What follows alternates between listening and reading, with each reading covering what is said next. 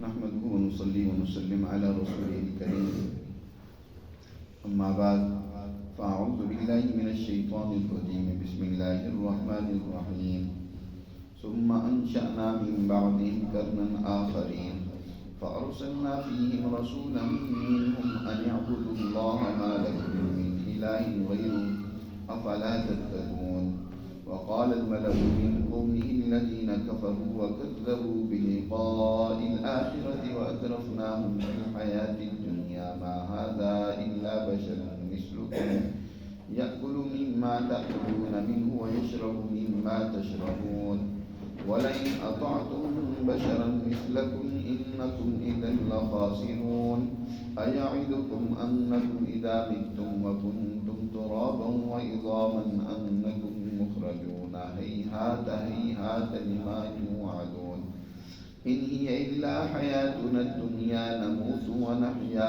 وما نحن بمبعوثين إن هو إلا رجل افترى على الله كذبا وما نحن له بمؤمنين قال رب انصرني بما كذبون قال عما قليل ليصبحن نادمين فأخذتهم الصيحة بالحق فجعلناهم غثاء فبعدا للقوم الظالمين صدق اللہ العظیم۔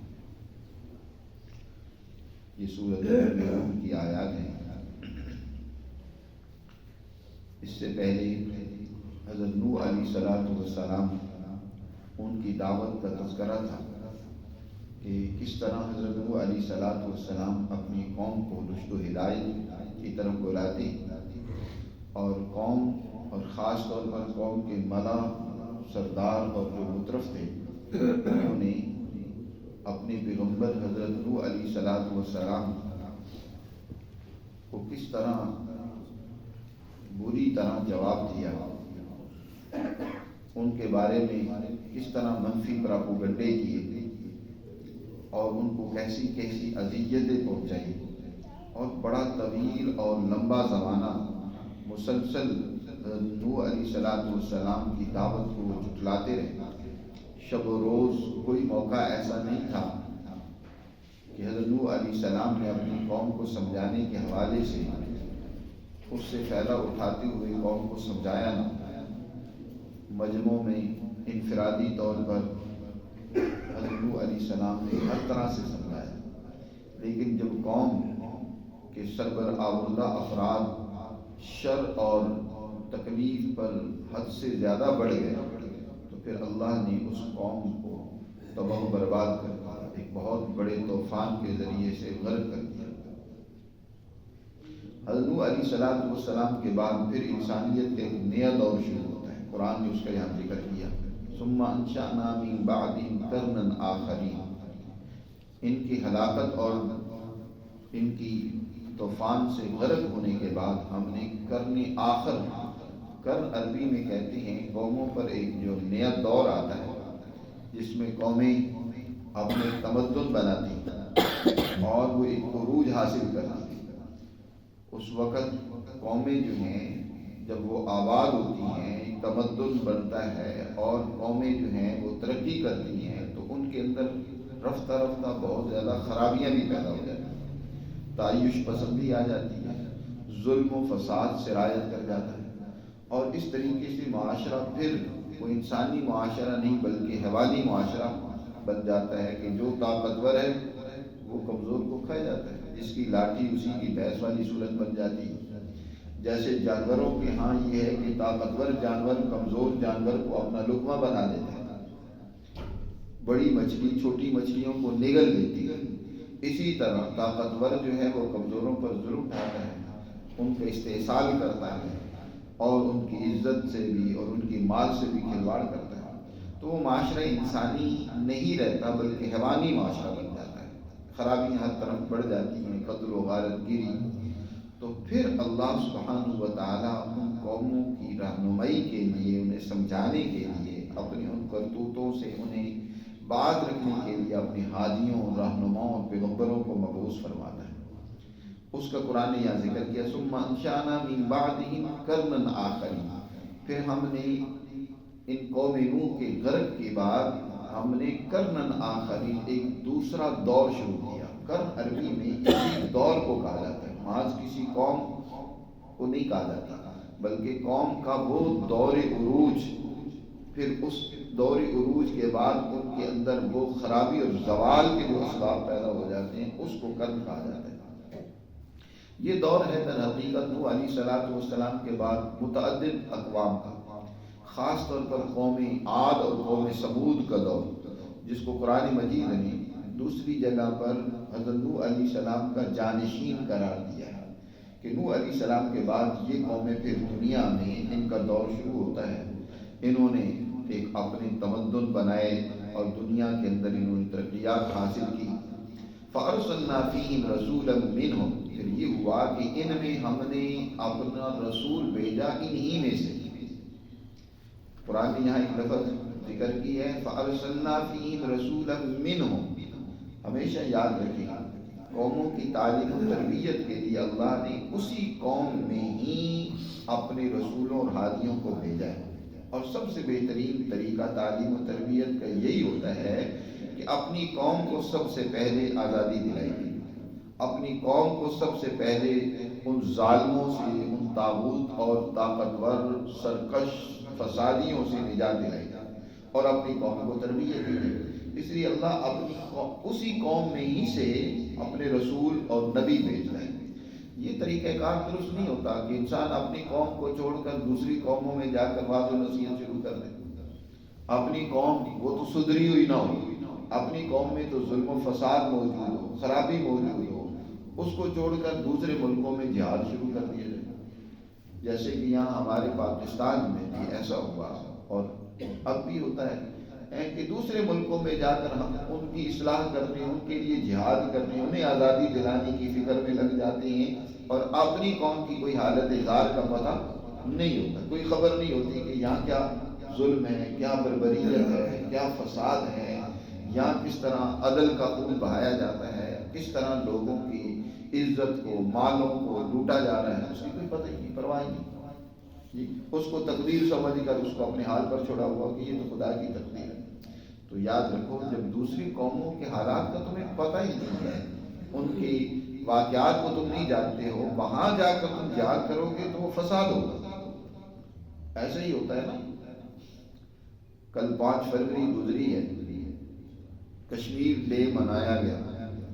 عجیب حال ہے، ہم کشمیر کے حوالے سے جب یہ دن آتا ہے تو ایک ترانے لگا کر خوب گا کر کشمیریوں سے ہمدردی کا اعلان کرتے ہیں، جبکہ کشمیری تو ہمارے حالت زارت پر رو رہے ہیں کہ تمہاری حالت زار کیا ہے کہ وہاں پیٹرول 60 روپے کا ہے، یہاں پاکستان میں پیٹرول 250 روپے کا ہے. وہاں موٹر سائیکل جو عام normal motor cycle Honda city وغیرہ ہے وہاں وہ 25,000 کا مل جاتا ہے، یہاں 1,30,000 سے کم کا نہیں ہے جی. یہاں ڈالر جو ہے وہ کہاں پہنچا ہوا ہے، 180 کے قریب پہنچا ہوا ہے. وہاں جو ہے ڈالر جو 50-60 کا وہاں ڈالر ملتا ہے. وہ لوگ تمہارے ساتھ آنا چاہیں گے، تمہاری حالت زار پر وہ خوش ہوں گے، مطمئن ہوں گے. تم نے اپنے ملک کا کیا حال بنا رہا ہے، کیا تباہی و بربادی کر رہا ہے. جہاں تک بات ہے یہ بات ہے کہ وہ مسلمان ہیں کہ ہمارے مسلمان بھائی ہیں، تم نے کتنے مسلمانوں کو، اپنے سے زیادہ مسلمانوں کو تو تم نے انڈیا میں چھوڑ رکھا ہے. اس وقت جب الگ خطہ لے رہے تھے، ٹکڑا بنا رہے تھے الگ، تو یہ نہیں تمہیں پتا تھا کہ کتنے مسلمان وہاں انڈیا میں رہ جائیں گے، ان کا کون پرسان حال ہوگا. اس وقت کیوں نہیں اس کشمیر کے مسئلے کو حل کیا؟ اس وقت تو آپ کے لیڈروں نے کہا کہ جاؤ جا کر انڈیا سے اپنا معاملہ طے کر لو، ہم تمہیں اپنے ساتھ نہیں شامل کرتے. اس وقت کیوں نہیں؟ جب فیصلے کیے جا رہے تھے دیش پر، تو یہ ساری چیزیں جو لیڈر ہوتے ہیں وہ دور کی سوچ رکھتے ہیں، سارے معاملات کو طے کرتے ہیں، حل کرتے ہیں. یہ کشمیر ہمارا حصہ ہوگا، ہم اس کو اپنے ساتھ ملائیں گے. اس وقت تو تم نے بھی ان کے کہنے پر، کیونکہ فساد درمیان میں ایک ہڈی ڈالنی تھی کہ آپس میں لڑتے رہے، آپس میں خرابی خون خرابہ ان کا قائم رہے، اور اس طریقے سے ان پر ہمارا تسلط اور ڈوائڈ اینڈ رول کی سیاست یہ ہمیشہ سے سامراج کی رہی ہے. اس وقت بھی اس نے ڈوائڈ بھی کیا اور اس نے اپنی حکمرانی قائم رکھنے کے لیے، بظاہر تو وہ یہاں سے چلا گیا لیکن اپنی حکمرانی قائم رکھنے کے لیے درمیان میں کشمیر کو چھوڑ گیا کہ اس کی بنیاد پر آپس میں جھگڑا کیا رکھا۔ جو سمجھدار لیڈر اور رہنما ہوتی ہیں وہ اپنے قوموں کے مستقبل کو سامنے رکھ کر فیصلے کرتی ہیں، وہ ہیں ان کی تمام حالت ان کے پیش نظر ہوتی ہے۔ تو بہر صورت قرآن مجید نے یہاں ذکر کیا ہے کہ ہم نے نوح علیہ السلام کے بعد جب قوموں پر ایک عروج آیا اور ان میں پھر آہستہ آہستہ ظلم و فساد پیدا ہو گئے، مفاد پرست لیڈر، جھوٹے مکار لوگ ان پر غالب آ گئے، تو پھر اللہ نے اپنے پیغمبروں کو ان کی طرف بھیجا۔ جی اللہ نے ارشاد وہ پیغمبر انہی میں سے تھے، باہر سے نہیں آئے تھے۔ فارسلنا فیہم رسولا منہم، انہی میں سے ہم نے اپنے رسول بھیجے اور انہوں نے کہا ان اعبدوا اللہ ما لکم من الہ غیرہ، صرف اللہ کی غلامی اطاعت کرو، تمہارا اللہ کے سوا کوئی معبود نہیں، اسی کی بندگی اور اطاعت کرو، جھوٹے لیڈروں کے پیچھے اپنے آپ کو ہلکان نہ کرو، اللہ کے قانون کو مانو، اس کو تسلیم کرو، اسی کی بندگی اور اطاعت کرو۔ افلا تتقون، کیا تم یہ ظلم و فساد، شرک اور گمراہی سے باز نہیں آتے ہو؟ چھوڑو اس ظلم و فساد کو ورنہ اس کی سزا تمہیں ملنی۔ وقال الملأ من قومه الذين كفروا، تو سب سے زیادہ پیغمبر کی بات جس کے خلاف ہوتی ہے یا جس کی اس عیاشی پر زد پڑتی ہے وہ وقت کا سردار طبقہ ہوتا ہے، وڈیرا ہوتا ہے، لہذا وہ سب سے زیادہ پیغمبر کی مخالفت کرتے ہیں۔ جیسے پیچھے بات گزری، اب یہاں بھی قرآن نے اسی کا ذکر کیا، کہا اس پیغمبر کی قوم کے سرداروں نے، ملا نے، الذین کفروا، جنہوں نے اللہ کی تعلیمات کا انکار کیا، وکذبوا بلقاء الآخرہ، اور آخرت کے پیش آنے کو جھٹلایا۔ انہوں نے کہا کہ آخرت کچھ نہیں ہے، مرنا مر گئے تو بس ختم ہو گئے، فنا ہو گئے، دوبارہ کوئی حساب و کتاب ہو، ایسا کچھ نہیں ہے۔ انہوں نے آخرت کے آنے کو جھٹلایا۔ وَأَتْرَفْنَاهُمْ فِي الْحَيَاةِ الدُّنْيَا، اور ہم نے اس دنیا کی زندگی میں ان کو رفاہیت دی تھی، خوشحالی دی تھی، ہم نے ان کو مال و دولت دیا تھا اس دنیا کی زندگی میں، لیکن انہوں نے اس کو عیاشیوں میں، مستیوں میں، بدماشیوں میں استعمال کرنا شروع کر دیا۔ اور وہ کیا کہنے لگے؟ وقال الذین کفروا، وقال الملأ من قومه الذین کفروا، وہ سردار کہنے لگے وہی بات جو نوح علیہ السلام کے بارے میں پروپیگنڈا کی تھی، ہر پیغمبر کے خلاف جو اس وقت کے سرداروں نے، جھوٹے لیڈروں نے جو پروپیگنڈا کیا، وہ انہوں نے بھی کہا ما ھذا الا بشر مثلکم، یہ تمہارے جیسا انسان ہے، یہ کیسے رسول ہو سکتا ہے؟ ما ھذا الا بشر، ان کی نظر میں تو انسان ہونے کا مطلب وہی تھا جو وہ کر رہے تھے، وہ جو ظلم کر رہے تھے، جو بدماشیاں کر رہے تھے، عیاشیاں کر رہے تھے، وہ کہتے تھے انسان تو یہی ہوتا ہے۔ ان کی نظر میں انسان اعلیٰ صفات کا حامل، ملکی صلاحیت رکھنے والا، انسانوں کا خیر خواہ، ہمدرد، اپنی جان قربان کر کے دوسروں کی جانیں بچانے والا، دوسروں کی عزت کا رکھوالا، دوسروں کے لیے قربانی دینے والا انسان نہیں ہو سکتا، انسان تو ان جیسا ہی ہوگا۔ اس لیے وہ کہتے تھے ما ھذا الا بشر مثلکم، رسول ہو تو وہ تو کوئی فرشتہ ہونا چاہیے نا، آسمان سے آنا چاہیے، تو ہمارے جیسا تمہارے جیسا انسان ہی ہے، یہ تو انسان ہے۔ ما ھذا الا بشر مثلکم یأکل مما تأکلون منہ، جیسے تم کھاتے ہو یہ بھی کھاتا ہے، ویشرب مما تشربون، جیسے ہیں وہ بھی ویسے ہی پیتا ہے جیسے تم پیتے ہو، جیسے وہ بھی وہی کھاتا ہے۔ وَلَئِنْ أَطَعْتُمْ بَشَرًا مِثْلَكُمْ، اور اگر اپنے جیسے انسان کی تم نے اطاعت اور پیروی کی، إِنَّكُمْ إِذًا لَخَاسِرُونَ، پھر اس وقت تو تم تباہ ہو جاؤ گے۔ اس کو لیڈر بنا لیا نا تم نے، اس کے پیچھے چل بڑے، پھر تمہاری تباہی ہے۔ تو ہم تمہارے لیڈر ہیں، ہمارے پیچھے ہی چلو، وہ تمہارے جیسے انسان جھوٹ بول رہا ہے ابھی اعوذ باللہ کہ میں اللہ کا رسول ہوں۔ اَیَعِدُکُم، دوسری بات، پہلا پروپیگنڈا تو رسول کے خلاف یہ کیا کہ یہ انسان ہے اور انسان رسول نہیں ہو سکتا، اس کے اندر اتنی اعلیٰ صفات، کمالات، خوبیاں انسان میں ہوں، یہ نہیں ہو سکتا، یہ تمہارا رسول نہیں، تمہارا لیڈر نہیں بن سکتا۔ دوسرا پروپیگنڈا یہ کیا کہ دیکھو یہ تم سے وعدہ دلاتا ہے، تمہیں امید دلاتا ہے، تمہارے سامنے باتیں کرتا ہے بعد میں آنے والی زندگی میں کامیابی کی۔ اَیَعِدُکُم أَنَّکُمْ إِذَا مِتُّم، کیا وہ تمہیں امید دلاتا ہے کہ بے شک جب تم مر جاؤ گے وَكُنْتُمْ تُرَابًا وَعِظَامًا اور تم مٹی ہو جاؤ گے، ہڈیاں کا چورا چورا ہو جاؤ گے، تو انکم مخرجون بے شک پھر تمہیں نکالا جائے گا قبروں سے. تو باس بعد الموت یعنی یہ پروپیگنڈا کیا کہ یہ دنیا کی زندگی ہے، ہیہات لما توعدون. بڑی انہونی بات ہے، یہ تو نہ ہونے والی بات ہے. جو باتیں کو تم سے باتیں جن کا وعدہ کر رہا ہے تم سے، یہ کیسے ہو سکتا ہے؟ عقل سے بڑی بڑی بات ہے. ہیہات لما توعدون، جو جن باتوں کا وعدہ تمہیں دیا جا رہا ہے یہ نہیں ہو سکتا، نہیں ہو سکتا. ان ہی الا حیاتنا الدنیا، یہ دنیا ہی کی زندگی ہے. ونموت ونحیا وما نحن بمبعوثین، یہی ہم مر جاتے ہیں اور یہی ہم نے ابھی زندہ رہنا ہے. زندگی ہے، پھر اس کے بعد موت ہے، اور بس ختم ہو گیا سلسلہ. وما نحن بمبعوثین، اور ہم دوبارہ زندہ نہیں کیے جائیں گے، نہیں اٹھائے جائیں گے. حساب و کتاب وغیرہ کا سلسلہ کچھ نہیں ہوگا. تو گویا باس بعد الموت، مرنے کے بعد انسانی زندگی کا وہ انکار کر دینا.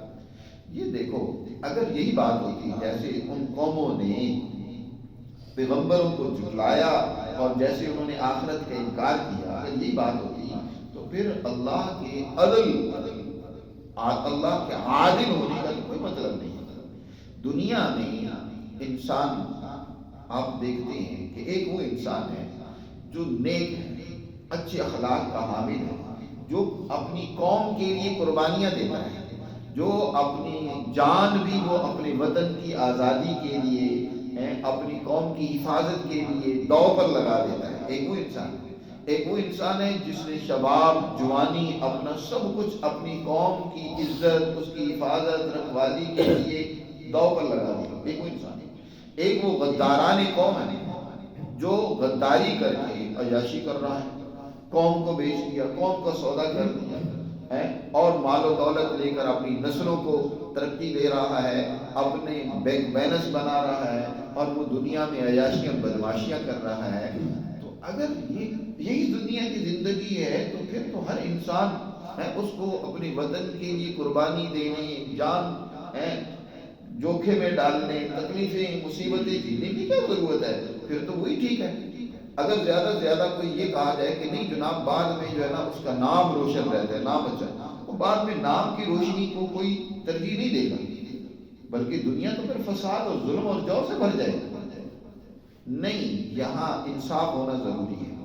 اس انصاف کے لیے اللہ نے ایک دن مقرر کر رکھا ہے، اور وہ دن ہے مرنے کے بعد یوم البعث کا، کہ جب اللہ کے حضور پیش ہوں گے وہ غدار کو غداری کی سزا ملے گی، وہ جاں فروش کو جان قربان کرنے کا بدلہ اور صلہ ملے گا.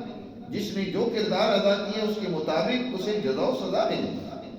اگر کہا جائے کہ بس اس دنیا میں عدل ہو جائے تو دنیا میں عدل کامل ہو ہی نہیں سکتا. یہاں تو طاقت قوت کی بنیاد پر ظالم کب وہ عدل ہونے دیتا ہے؟ وہ تو عدل کو بھی خرید لیتا ہے. جیسے آج آپ کی عدالتوں میں بیچارہ غریب آدمی، کمزور آدمی، وہ تو عدالتوں کی طرف رخ نہیں کرتا. اسے پتا ہے کہ مجھے وہاں انصاف نہیں ملنا. کتنے لوگ قتل کر دیتے ہیں، گاڑیوں کے نیچے نوجوانوں کو روند دیتے ہیں، لیکن کوئی پوچھنے والا نہیں ہے، دن دراتے پھرتے ہیں. جی یہاں تو پیسے کی ساری ریل پیل ہے، اسی کی بنیاد پر سارے فیصلے ہیں، اسی کی بنیاد پر سارا کچھ کرنا دھرنا ہے. یہاں کیسے انصاف ہوگا؟ جی طاقتور انصاف ہونے دیتا ہے، تو یہاں تو انصاف مکمل ہو نہیں سکتا. اس لیے اور پھر دوسرا یہ کہ یہ دنیا دار الامتحان ہے. امتحان گاہ میں تو ہر ایک کو پرچہ دینے کا اختیار ہوتا ہے کہ اپنی مرضی سے صحیح پرچہ حل کرنا ہے صحیح کرو، غلط کر رہے ہو تو غلط کرو. وہاں روکا نہیں جاتا کہ تم غلط کیوں کر رہے ہو، وہاں ہر ایک کو برابر موقع دیا جاتا ہے. تو اس دنیا میں تو انسان کو چاہے ظالم ہے چاہے مظلوم ہے اس کو موقع دیا جاتا ہے، اور مظلوموں کو کہا جاتا ہے کہ تم اپنے حق کے لیے اٹھو، کوشش جدوجہد کرو، اعلیٰ اخلاق اپناؤ. لیکن اگر تم کامیاب نہ بھی ہوئے تو تب بھی ایک دن ضرور آئے گا جب تم کامیاب ہوگے، اور ان ظالموں کو ضرور اس کی سزا ملے گی. تو قرآن نے تو آخرت کا ایک دن رکھا ہے. انبیاء یہی بات سمجھاتے تھے، لیکن ان کے سردار کیا کہتے تھے؟ یہ کیسے ہو سکتا ہے؟ ہیہات لما توعدون، یہ انہونی بات ہے، یہ نہیں ہو سکتی. یہ بڑی عقل سے بعید بات ہے کہ انسان مر گیا اور پھر دوبارہ زندہ کیا جائے. نموت ونحیا وما نحن بمبعوثین. کہتے مزید ان هو الا رجل افترى على الله كذبا وما نحن له بمؤمنين، یہ ایک ایسا آدمی ہے جو مفتری ہے، یہ افترا پردازی کرتا ہے، جھوٹ بول رہا ہے اللہ کی طرف نسبت کرتے ہوئے میں اللہ کا رسول ہوں، افترا علی اللہ کذبا، اس لیے اللہ پر جھوٹ بولا، وما نحن له بمؤمنین، ہم تو اس کی باتوں کا یقین نہیں کرتے، اپنی قوم کے سامنے یوں پروپیگنڈا کرتے۔ قال رب انصرنی، جب پیغمبروں کو ہر قوم عاد قوم ثمود نے اپنے پیغمبروں کو حضرت صالح کو حضرت ہود کو جھٹلایا، ان کی بات نہیں مانی، تو پیغمبر نے آخر تنگ آ کر مجبور و بے بس ہو کر اللہ سے عرض کی، قال رب انصرنی بما کذبون، اے میرے پروردگار میری مدد فرما، کیونکہ انہوں نے مجھے جھٹلایا، میری بات یہ سننے کے لیے تیار نہیں ہے۔ تو اللہ نے ارشاد فرمایا، قال عما قلیل لیصبحن نادمین، آپ تھوڑا صبر کریں، ان قریب تھوڑا صبر کریں، یہ یقیناً اپنے کیے پر پچھتائیں گے، نادم ہوں گے، اپنا جو کچھ کر رہے ہیں نا، جب سزا آئے گی نا پھر گڑ گڑائیں گے، پھر روئیں گے، جب گرفت ہوگی پھر چلائیں گے، لیکن اس وقت پھر چلانا فائدہ، جب گرفت ہوتی ہے موت آ جاتی ہے، غرغرے کی کیفیت طاری ہو جاتی ہے، تو پھر انسان چاہے کتنی معافیاں مانگتا رہے، وہ وقت ختم ہو چکا ہوتا ہے۔